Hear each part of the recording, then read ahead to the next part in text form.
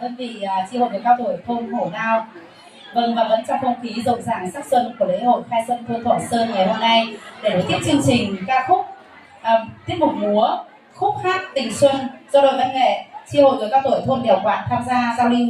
trong buổi ngày hôm nay, với tinh thần sống vui, sống khỏe, sống có ích của các diễn viên đã mang đến những bước đi nhẹ nhàng, huyền chuyển và tràn đầy niềm vui, thể hiện tình yêu cuộc sống, yêu quê hương khi mùa xuân về. Xin mời quý vị cùng đón xem tiết mục múa của chi hội người cao tuổi thôn Đèo Quạt.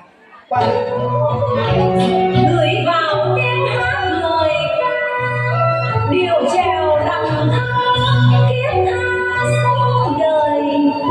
trao nghiêng cánh em rồi mời muôn hoa